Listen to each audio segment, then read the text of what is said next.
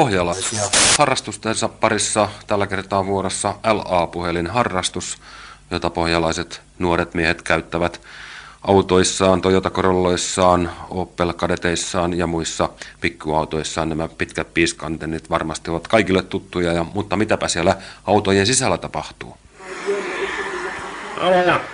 Haloja, kuuleksä mua? Haloja!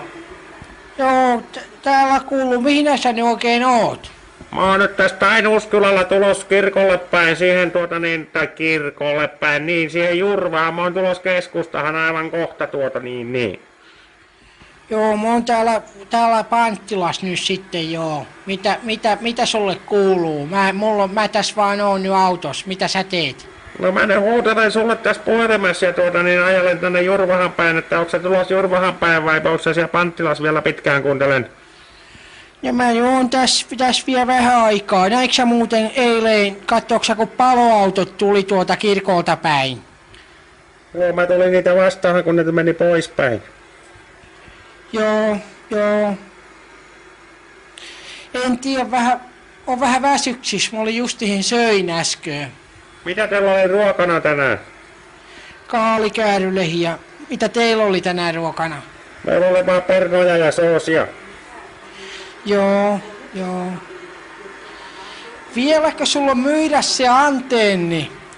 Joo, kyllä mulla on se myydä se piiska, jos sä tarvitset, mutta sopiiko se plugi siihen sitten sun Corollaan sinne kojalautahan kuuntelen? Joo, kuuluu vähän huonosti, mä vaihdan paikkaa. Mä ajelen tästä pikkuhiljaa kirkolle päin. Mä soittelen uudestaan aivan kohtaa. No niin, loppu.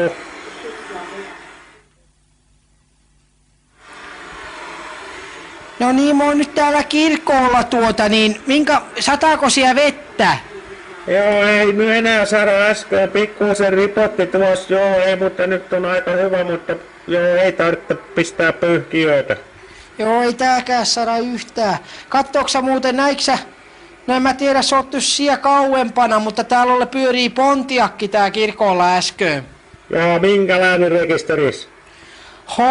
En mä tiedä, onko se Uudenmaa vai mikä se on. Se on Hämeenlainen ja se sitten, mitähän se siellä nyt sitten mahtoo? En tiedä. Tuolla oli, tiedäksä, ollut eilen tuolla Lapua ja Seinäjoen välillä siinä Hipin kohdalla jonakin siinä, kun se tieviitta, niin ratsia eilen. Joo. No hyvä, että mä ollut siellä päin yhtään. Niin kuin sä kanssa aina huinouttelet, niin kuin voi lujaisella kadetella. Joo, en tiedä, pitäisikään lähteä jo pikkuhiljaa kotia päin tästä. En tiedä yhtään, ja mä ajattelin, mä nyt hetken vielä kattelen tässä kumminkin, jos tulisi joku vielä tuttu. Joo, mä soittelen sulle taas, kun tässä mä nyt pääsen kotia, mä soittelen sitten heti, kun mä pääsen kotia. Joo, no niin, ei muuta kuule kuin kuulumisihin. Joo, kuulumisihin.